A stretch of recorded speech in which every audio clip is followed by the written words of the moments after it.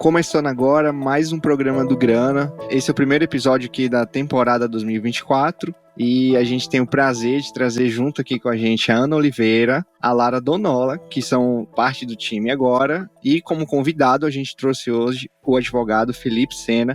A gente vai falar um tema um pouco polêmico hoje para muita gente e um tema que precisa de muito debate, um tema recente, né, que tem tudo a ver com a educação financeira, porque é um dado preocupante que a gente tem recentemente que os brasileiros gastaram mais de 50 bilhões de reais em apostas online em 2023, segundo a Folha. Para vocês terem ideia, tem classes de investimento aí que ainda são bem menores que essa cifra aí, então é uma coisa realmente que necessita essa discussão. E para começar, já aqui sem enrolação, né, deixa eu falar sobre a matéria que a gente escreveu, deixei aqui no link na descrição, a gente escreveu uma matéria super completa sobre as apostas esportivas e a gente fez praticamente um dossiê sobre. Isso tudo foi antes de estourar na mídia, né, de a gente assistir no Fantástico, então recomendo bastante a leitura e quem escreveu tá aqui é a Ana Oliveira. Se apresenta aí, Ana, por favor. Oi, eu sou a Ana Clara de Oliveira, sou formada em letras, gosto bastante de escrever e sou analista de conteúdo no Guia do Investidor. E acabei escrevendo essa matéria por ser um tema que eu gosto bastante. Minha área de estudo desde a faculdade sempre foi em relação com influenciadores digitais e justamente a influência que eles causam no público, né, sobre hábitos de consumo e comportamentais e etc. E vendo essa grande dispersão das apostas esportivas, apostas em cassinos virtuais, nos stories do Instagram, no YouTube desses influenciadores, achei que era algo que levava a pensar sobre o papel da influência deles sobre as pessoas utilizando esse tipo de jogos de aposta. Então eu fiz essa matéria com a ajuda da equipe do Guia do Investidor, para justamente pesquisar sobre essas casas de apostas, as polêmicas que envolvem, né, o comportamento desses influenciadores. E por isso que a gente hoje trouxe o Felipe, que é um advogado especializado na área de direito, né, das casas de apostas virtuais, para falar um pouco, para a gente debater um pouco sobre e fazer algumas perguntas relacionadas. E quem está aqui com a gente também é a Lara. A Lara já tem experiência aí praticamente em um podcast. Aliás, a Lara apresenta um programa numa rádio. Vou deixar ela falar mais. Então, bem-vinda, Lara. Oi, gente, prazer. Meu nome é Lara Donola. Eu sou a mais nova aqui na equipe, eu acho, do Guia do Investidor, tô há pouco tempo. E eu moro em Joinville, faço jornalismo e sou locutora na Rádio Desk FM aqui de Joinville, né? E também tenho experiência com alguns podcasts e tal. E tô animada para aprender mais com essa conversa. Muito legal. Felipe Sena, seja bem-vindo ao programa. Queria que você se apresentasse aí também para os nossos ouvintes. Jansen, Ana, Lara, é um prazer estar com vocês aqui hoje. Meu nome é Felipe Sena, sou advogado especialista em jogos e apostas. Sou mestre em regulação dos jogos e espero que hoje a gente tenha um papo interessante sobre esse tema que possa ensinar um pouco aos nossos ouvintes sobre esse setor e as novidades que virão no Brasil. Você está ouvindo o podcast Grana. Acompanhe perspectivas sobre o mercado, economia, investimentos e negócios, de forma objetiva e descomplicada.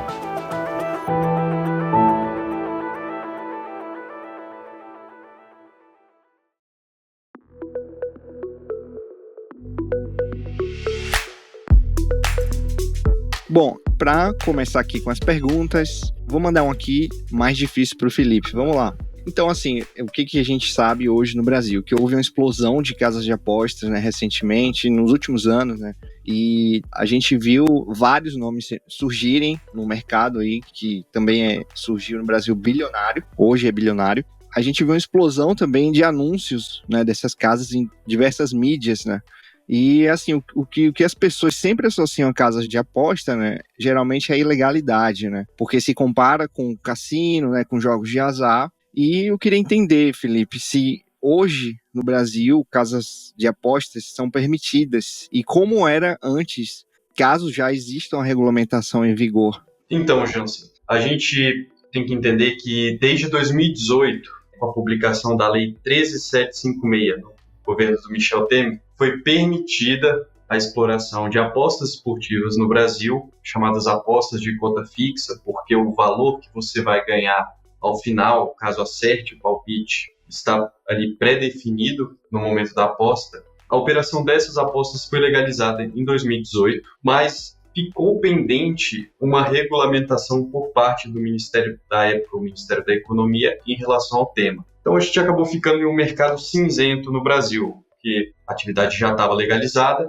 mas faltava uma regulamentação. Essa regulamentação veio a ocorrer no final de 2023, especificamente com a publicação da Lei 14.790, em 29 de dezembro de 2023, que trouxe essa regulamentação que tanto se demandava. Ainda é necessário que o Ministério da Fazenda publique portarias normativas sobre o tema? Ainda falta. Mas podemos dizer assim que as apostas esportivas elas são legais desde 2018 e os jogos de cassino online, conforme está nessa última lei publicada, também estão legalizados. Antes disso, a gente vivia um momento de total proibição no Brasil desde 1946, quando o presidente à época, o Marechal Eurico Gaspar Dutra, proibiu a exploração de cassinos físicos no Brasil e, consequentemente, de outras modalidades de jogos e modalidades lotéricas que não eram operadas pelo governo federal.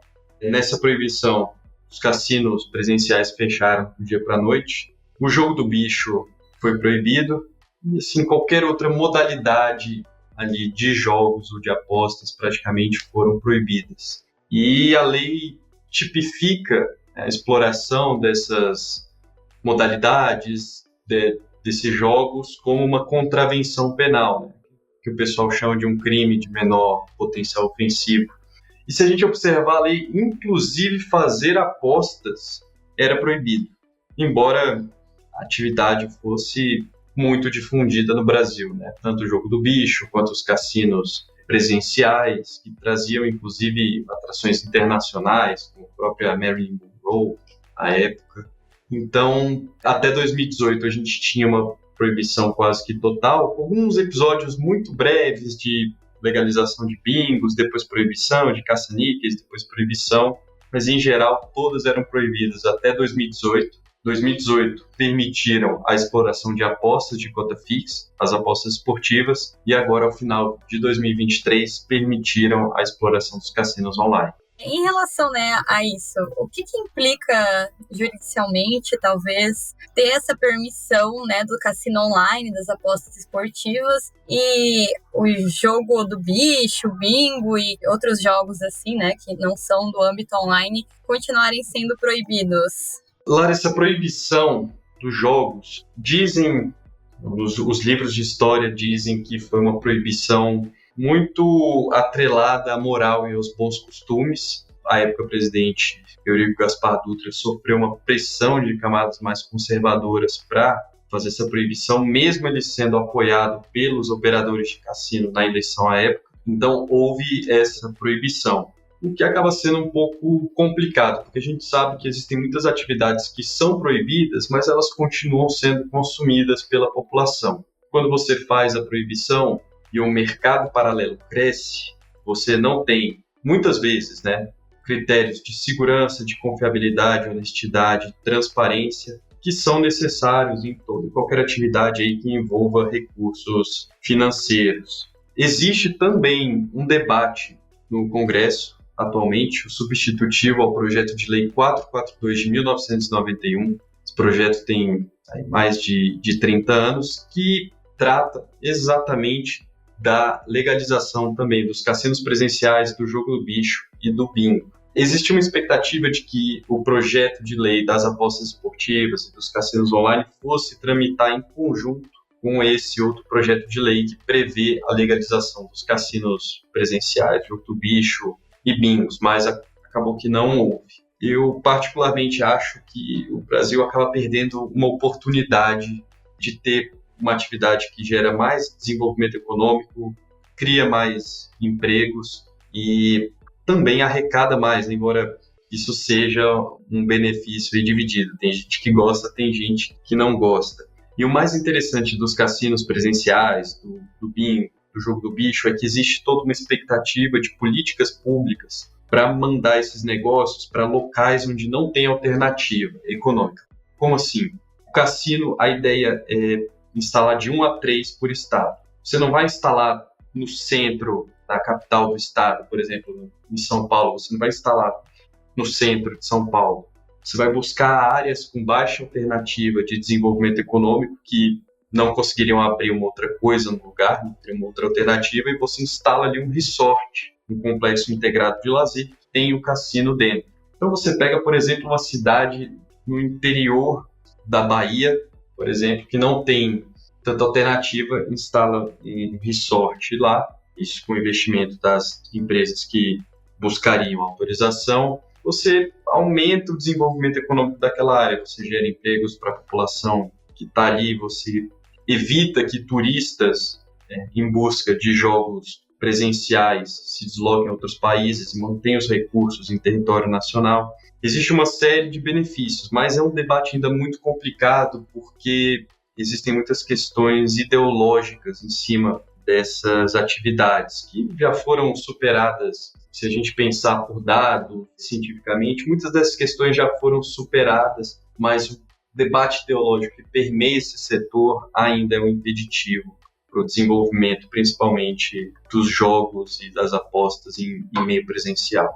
Então, assim, Felipe, o que você está dizendo para a gente, no caso, que, na verdade, é positivo o fato das bets estarem atuando no Brasil por conta de geração de emprego, por conta de mudança no cenário econômico de cidades aí, como você citou também, né? Então, eu queria entender se outros países, por exemplo, Estados Unidos ou Europa, né, como é que funciona esse mercado lá em comparação com o Brasil, se realmente existe essa mudança assim, econômica, dado também o tamanho do setor, né? Sim. Basicamente, grande parte dos países desenvolvidos, eles têm as atividades de jogos reguladas e regulamentadas, autorizadas ali em seu território, e nesse caso depende muito do país. Toda vez que um país vai passar de um estado de proibição da atividade para um estado de legalização e regulação, é importante que o governo e o poder público definam algumas diretrizes, né, que a gente chama de parâmetros, diretrizes e fundamentos da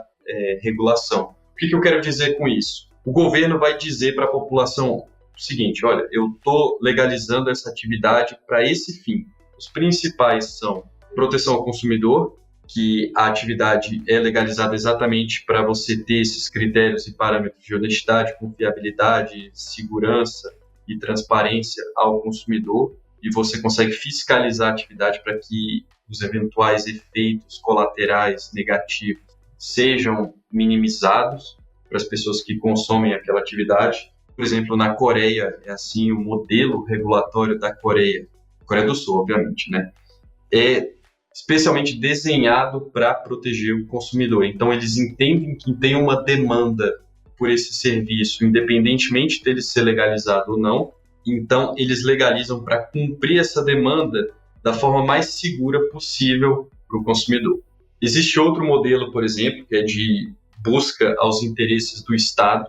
Esse modelo ele é parcialmente aplicado aqui no Brasil, nessa legalização das apostas esportivas e dos cassinos online, em que se aponta o objetivo principal é aumento da arrecadação, e existem outros objetivos também em outras jurisdições, em outros países, nesse modelo regulatório, como, por exemplo, aumento do desenvolvimento econômico, captura dos turistas para se manterem no país, aumento da empregabilidade, possibilidade de desenvolvimento de áreas com baixas alternativas, aquilo que eu já tinha falado dos cassinos presenciais. Existe um modelo também de livre mercado, que esse praticamente a gente não tem nenhum exemplo atual no mundo de um modelo puro de livre mercado, mas seria praticamente deixar qualquer operador entrar no mercado, explorar a atividade, e a concorrência daquele setor, por ter um alto número de concorrentes, os preços seriam muito baixos ao consumidor, que seria benéfico, e também essa concorrência forte faria com que as empresas menos preparadas ou com menos ali critérios benéficos ao consumidor e ao Estado não conseguissem ter sucesso nesse mercado. E a gente também tem um modelo misto, que mistura algumas políticas públicas desses modelos regulatórios que eu citei. É como se fosse um mix ali de políticas públicas. Então, o governo precisa definir esses objetivos e, a partir desses objetivos, eles estruturam toda a indústria. Nos Estados Unidos varia conforme estado, mas nós temos lá muitos estados que buscam exatamente a persecução aos interesses do próprio poder público.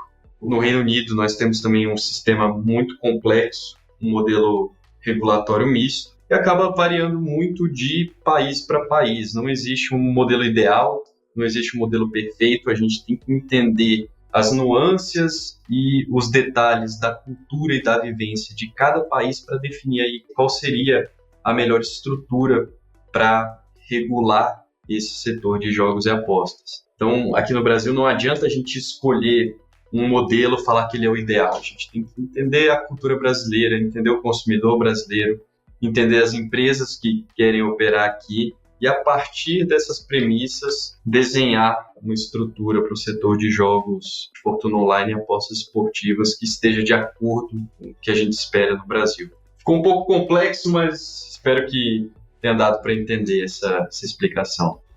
Eu acho que pensando nessa questão, né, de auxiliar no Brasil, né, nas questões econômicas, durante a minha pesquisa, eu notei que a grande maioria das casas de apostas, se não todas que eu pesquisei, elas são sediadas, né, tem a licença delas pelas leis de Curaçao, certo? E seria isso uma forma de burlar as leis que até então não estavam certas em relação à regulamentação das apostas aqui no Brasil? E agora, com essa legalização, eles não vão mais precisar de serem sediados em Curaçao, não vai mais precisar dessa licença de Curaçao? Como que fica em relação a isso?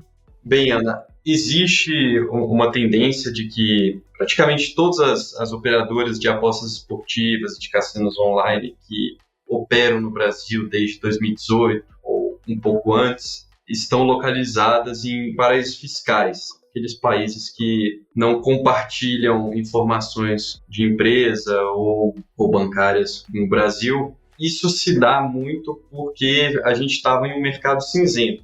As apostas estavam legalizadas no Brasil, mas faltava uma regulamentação. Então, por questão de segurança ao corpo diretor, né, aos donos dessas casas de aposta, houve essa tendência de sediar as operadoras em paraísos fiscais. E também porque muitos países têm uma regulação sobre o tema e não permitem que você opere em outro país, principalmente se esse outro país não tem as regras específicas sobre o tema, como é o caso do Brasil. Então, praticamente todas elas estavam ou estão em paraísos fiscais. Mas com a regulamentação vai ser necessário que a empresa que queira operar no Brasil tenha uma sede no Brasil e tenha uma empresa constituída a partir das leis brasileiras. Então, com a regulamentação, quem quiser operar autorizado no Brasil vai ter que estar aqui. E nesse caso, se essas casas de apostas elas não mudarem, permanecerem sediadas em Curaçao, isso vai implicar no fechamento delas, na expulsão delas do país, no funcionamento dela no país, né? Vai precisar usar algum VPN para acessar? Como que seria nesse caso? As empresas que não constituírem uma sede no Brasil, elas não vão conseguir obter a licença, a autorização junto ao Ministério da Fazenda. O Ministério da Fazenda não publicou de fato, mas divulgou no dia 31 de janeiro de 2024 que vai publicar uma portaria restringindo a operação de casas de apostas não legalizadas. O que a gente espera é um bloqueio por geolocalização. Quem está no Brasil não vai conseguir entrar nas plataformas, nos sites desses operadores que não obtiveram autorização no Brasil, mas o governo vai lidar com alguns desafios, como dito, com VPN, pessoas que utilizarem VPN para entrarem em plataformas não autorizadas no Brasil, e essas plataformas também vão ter dificuldade com os meios de pagamento. Provavelmente vão ter que passar a operar em cripto, de forma que acabe não passando pelo Banco Central, que é bem complicado. complicado inclusive para as pessoas que estão aí vinculadas. Então, a tendência é que quem não esteja licenciado não opere no Brasil e tenha dificuldade com os meios de pagamento, mas o grande desafio quem vai ter aí é o Ministério da Fazenda com ferramentas para bloquear esse acesso. Como a Ana perguntou essa questão dos influencers, eu vou pegar aqui mais pesado e te fazer uma pergunta. Você como advogado, tá? Então, eu queria entender, assim como a matéria que a gente falou, a gente colocou na descrição, fica exposto que os influencers, eles obviamente influenciam as pessoas, né, a fazerem as apostas e tudo mais, só que de uma forma muito, como colocado no artigo, né, de uma forma muito enganosa. Né? Você falar de um produto, você coloca o disclaimer, não é a mesma coisa. Você fala, ó, tem risco, como a CVM, os órgãos regulatórios todas as instituições reguladas, né, corretoras, dentro do sistema financeiro do Brasil, seguem uma regulamentação e tem que deixar o alerta, né, para quem vai investir sobre aquele nível de risco, né? Só que os influencers, da forma que eles estão recebendo das casas de apostas para fazer isso, eles estão fazendo isso de uma maneira indiscriminada. Então eles estão fingindo que estão ganhando dinheiro, sabe? Colocando print falso, fazendo vídeo ali falso na hora que, sei lá, que investiu 50 e ganhou 3 mil reais, e como se todo mundo que fosse fazer o mesmo ganhasse. Então, qual a responsabilidade que fica? E se ainda não existe um tipo de penalidade para isso, você vislumbra que essa regulamentação possa trazer também uma penalidade para quem faz publicidade desse tipo? Jansen, primeiramente é muito importante destacar aos nossos ouvintes que as apostas esportivas e os jogos de fortuna, os cassinos online, são uma forma de entretenimento, não é investimento. Muita gente traz essa percepção de que as apostas podem ser um investimento, de que os jogos podem ser um investimento, mas não são. Essencialmente são entretenimento, uma forma de se divertir. E um dos grandes problemas relacionados à divulgação dos influencers, que está sendo motivo de debate, não é nem a lisura ou integridade do jogo. Se a gente estiver falando aqui de grandes plataformas, de plataformas com reconhecimento internacional, muitas vezes não é nem a lisura do jogo, mas a forma com que o jogo é divulgado por esse influencer. A gente tem uma série de políticas, ações e informações relativas ao jogo responsável. O que é o jogo responsável? Esse conjunto de ações, políticas e informações que buscam criar uma relação boa entre o jogador ou apostador e a plataforma. Exatamente entender os limites que a pessoa tem e que devem ser ali respeitados em relação à plataforma. E uma das premissas do jogo responsável é exatamente que os jogos e apostas não sejam vendidos como forma de investimento, que muitas vezes acontece com esses influencers. E existe aí um mix de razões. Às vezes é a própria operadora que obriga, né, demanda que esse influencer faça propaganda como se fosse uma forma de investimento. Muitas vezes é a desinformação do próprio influencer que não entende ali as nuances do jogo responsável e faz essa divulgação inadvertida para os seus seguidores, que é muito ruim, porque você está pegando a sua própria base ali, seus fãs, e está fazendo uma propaganda, um ad, sem se preocupar com a forma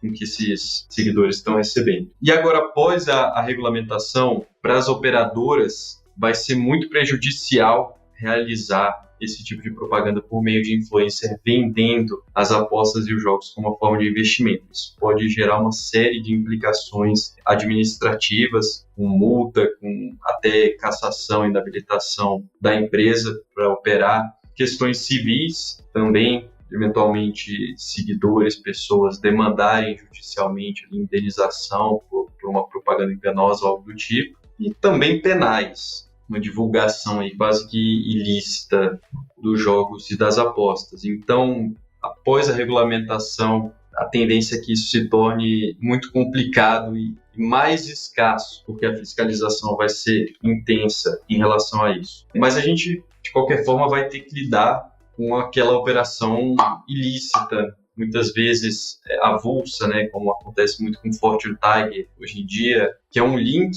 com um jogo só, o depósito é feito num Pix de pessoa física e a pessoa, o jogo não tem qualquer relação ali com o Ministério da Fazenda, mas vai haver também uma pena para quem fizer isso, inclusive uma pena pesada, porque existe uma operação ilícita de apostas e especialmente jogos de cassino online.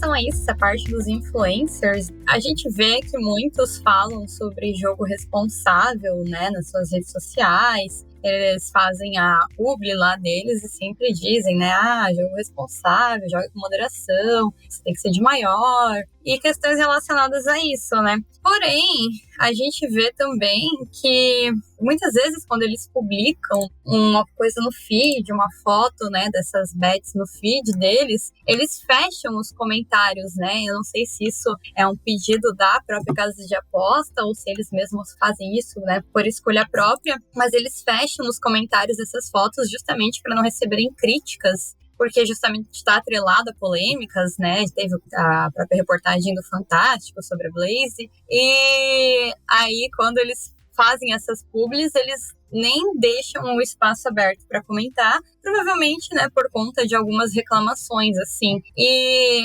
particularmente, na minha visão, essa grande dispersão, né, dos influenciadores nas redes deles acaba sendo um tanto problemática, primeiramente pelo fato de que é um jogo de azar, né, como você falou, eu acho que excede um pouco o limite do entretenimento, né, porque é algo que começa pela questão de ser para maior de 18 anos e também pela questão de que pode levar a acarretar algum vício e que é muito sério. A gente tem diversos casos, né, de pessoas que perderam muito dinheiro e até casos de suicídio relacionados às percas com esses jogos. E da mesma forma que ninguém fica desenfreadamente publicando sobre bebidas alcoólicas ou sobre cigarros nas redes, a gente está vendo uma dispersão muito beira ao absurdo, assim, da quantidade de influenciador que está publicando sobre bets, porque chega, assim, a ser um pouco desumano o nível, assim, teve influenciadores como o caso da Bia Miranda, que participou da Fazenda, né, que foi só ela entrar numa polêmica com a família dela, algum caso de traição e de relacionamento, e aí o que gera uma certa curiosidade da audiência, eles vão lá, entram no story dela e em seguida já vai ter uma publi para alguma casa de aposta. Então, tá sendo de uma maneira muito desenfreada, uma maneira, assim, de publicidade que mesmo eles falando que é um jogo consciente, a partir do momento que a gente tá toda hora ali tendo acesso a esses influenciadores, eles normalizam tanto algo que tem as suas problemáticas, né? Assim como bebida, assim como cigarro, né? Algo que tem um grande potencial de vício. Acho que, né, isso precisa ser um pouco repensado, né? A forma como isso é propagado. Então, justamente também por isso que eu quis trazer, né, esse meu artigo, porque tá, assim, demais, né? A grande parte dos influencers, dá para contar nos dedos os influencers que não estão relacionados a casas de aposta, né? E isso gera uma influência, creio eu, que mais negativa do que pelo simples entretenimento, né? É realmente um debate muito complexo, uma polarização muito grande, porque, querendo ou não, também é um meio de propaganda importante para muitos operadores, mas realmente é um debate que traz muitas polêmicas, tanto é que está tramitando no Congresso um projeto de lei que tem o objetivo de proibir que influencers façam propagandas de operadores de apostas esportivas ou de cassinos online. Talvez a proibição passe, é muito complicado a gente dizer, afirmar se ela vai ser aprovada ou não, mas além disso é importante que o Ministério da Fazenda disponha regras específicas sobre isso e restrinja algumas hipóteses aí que vão muito contra a ideia de jogo responsável.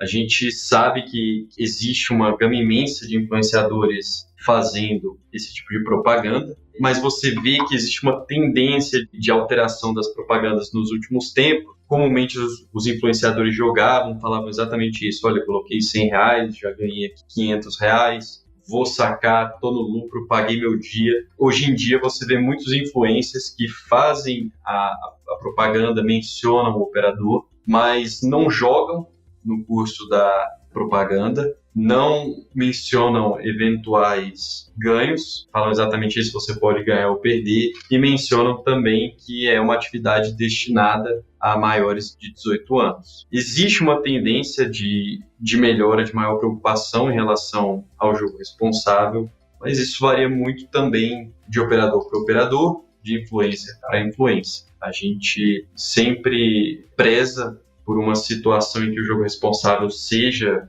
um protagonista da regulação desse setor, mas como qualquer outra atividade, qualquer outra questão da vida, da sociedade, a gente vai estar sujeito a pessoas que descumprem essa lei, essas disposições. Hoje em dia, você vê quase rotineiramente, quase todo dia, pessoas sendo presas por tráfico de drogas. Mas existe uma lei ali que proíbe expressamente uma série de verbos em relação às drogas, mas as pessoas continuam. Então, depois da regulamentação, existe uma tendência muito forte de que a propaganda seja mais comedida, seja mais voltada aos parâmetros de jogo responsável, mas eu acredito que a gente sempre vai ter que lidar com casos, espero que casos muito mais isolados, de uma propaganda, de uma oferta de apostas esportivas e de jogos de fortuna que vá no sentido de enganar o consumidor. Então, Felipe, continuando nessa questão, né, da regularização, você até comentou também, como a gente, que alguns influenciadores menores de idade estão envolvidos na divulgação das casas de aposta.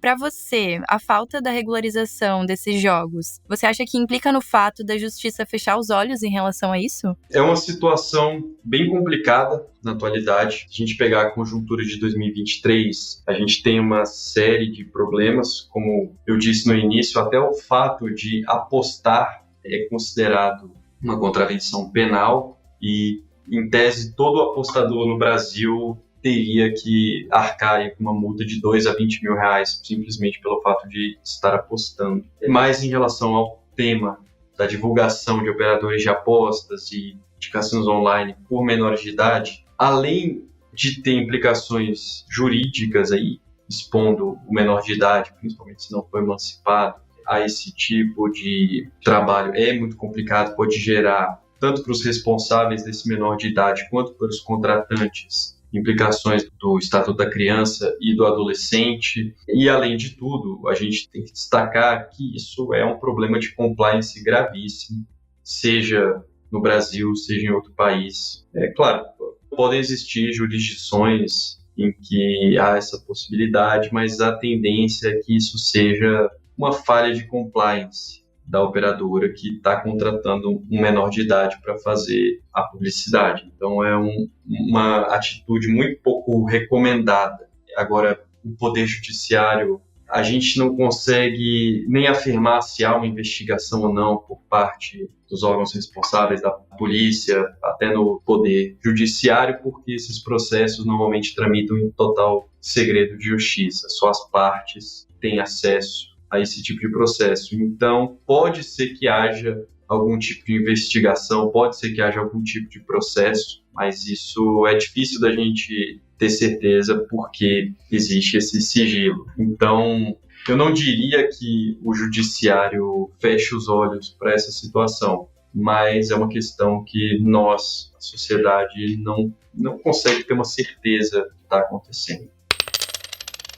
Agora, então, mudando um pouco o rumo, né? Durante também a escrita do meu artigo, eu notei algo que creio que seja algo revelado pela nossa matéria exclusividade, que foi o seguinte: ao jogar o nome das casas de aposta no Google, qualquer uma, Blaze, SpiceBet, Esportes da Sorte, qualquer nome de casa de aposta, qualquer uma dessas ao jogar no Google, apareciam links de sites de prefeituras municipais ou então de universidades federais com links atrelados a essas casas. Por exemplo, ao escrever lá Esporte da Sorte no Google, a gente desce um pouquinho assim e aparece ali como resposta o link principal e abaixo, sei lá, Câmara Municipal de Mongaguá ou Prefeitura Municipal de Contagem, escrito o nome, né, dessa casa de aposta, e aí ao abrir o link, você não é redirecionado ao site da prefeitura, e sim a alguma bet, né? E queria saber se vocês, né, a parte jurídica, têm ciência de que isso está acontecendo, porque eu até entrei em contato com essas prefeituras e com esses sites, né, a maioria com domínio do governo, e só um me respondeu, que foi acho que Secretaria de Saúde do Rio Grande do Sul, falando que não tinha relação nenhuma. Então a gente concluiu que pode ter alguma relação com hackers, né? Pessoas que estão hackeando esses sites do governo e redirecionando a casas de aposta. Eu queria saber se já existe ciência de que isso está acontecendo, ou se realmente é uma novidade, se está para existir alguma punição em relação a isso. Bom, isso é uma questão que já está sendo debatida, já foi bastante debatida. É importante destacar que as casas de aposta em si, os operadores, eles não estão vinculados diretamente a isso, eles não são responsáveis.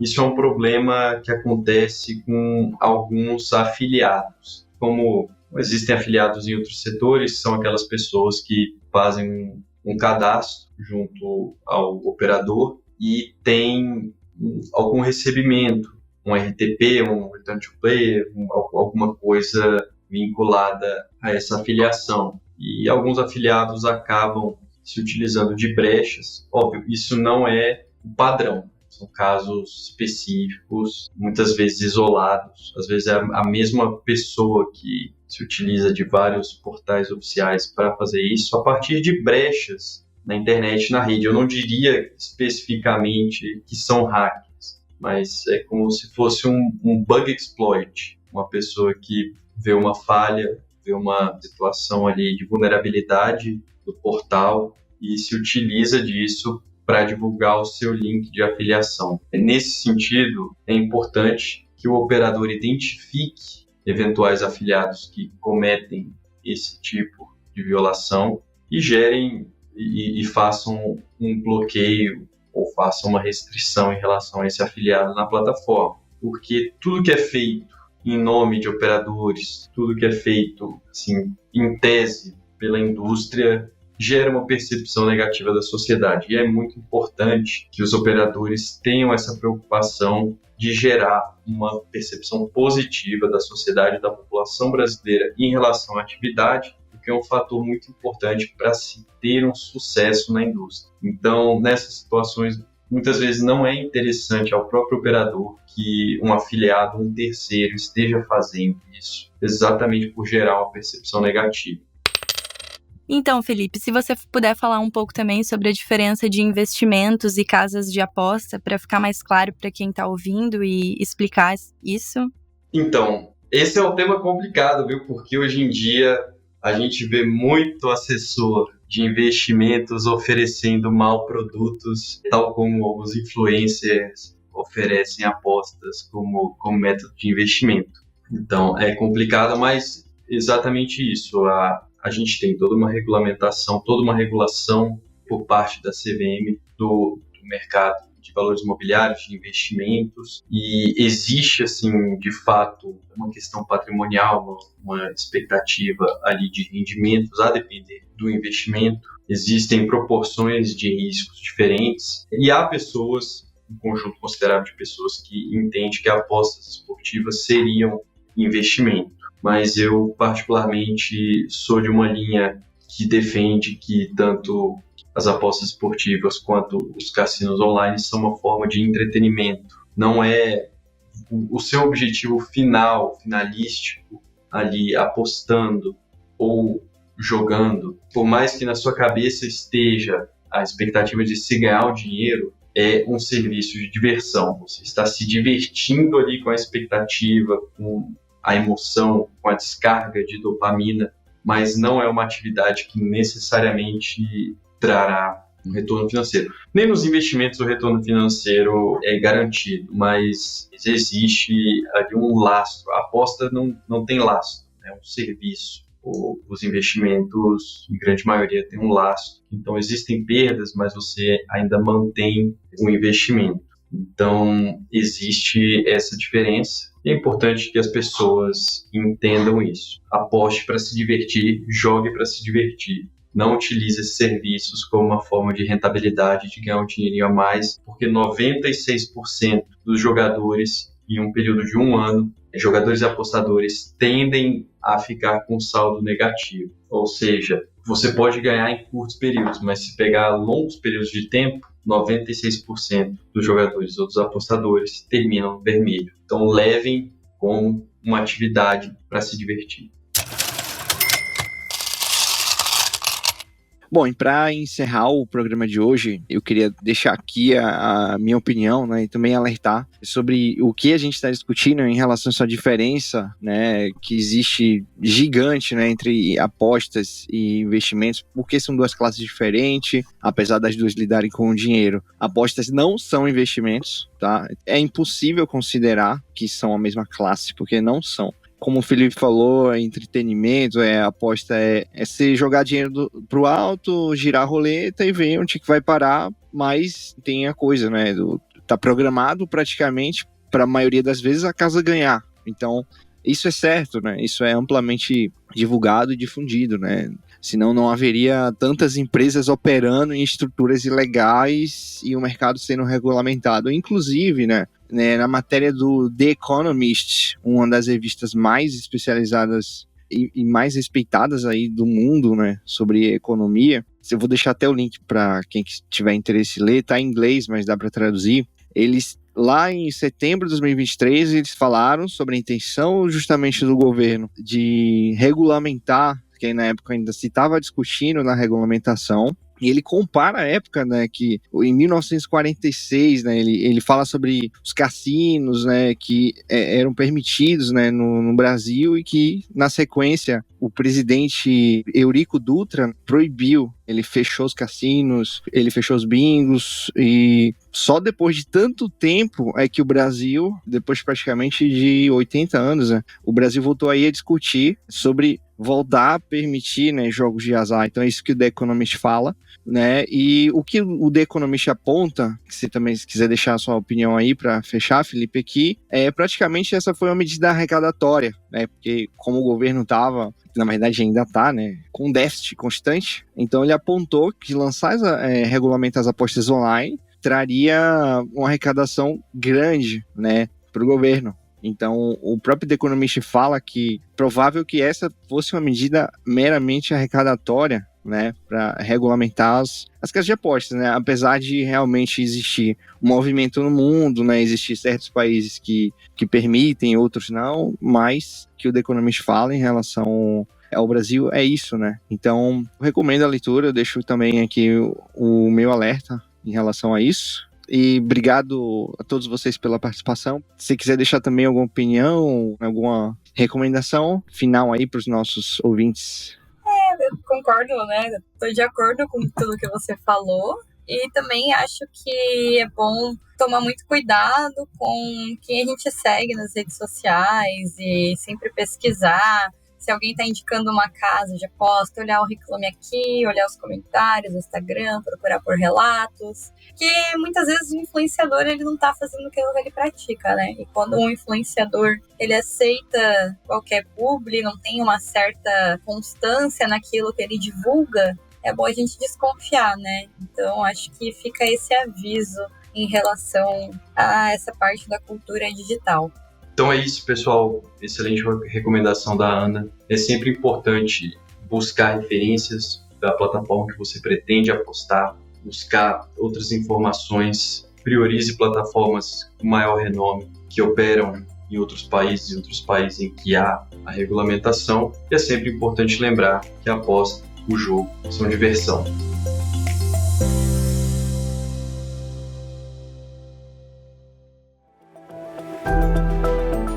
Este episódio foi um oferecimento do guiadoinvestidor.com.br. Os conteúdos produzidos pelo Guia do Investidor são para fins informativos, não podendo ser considerados como recomendações de investimentos.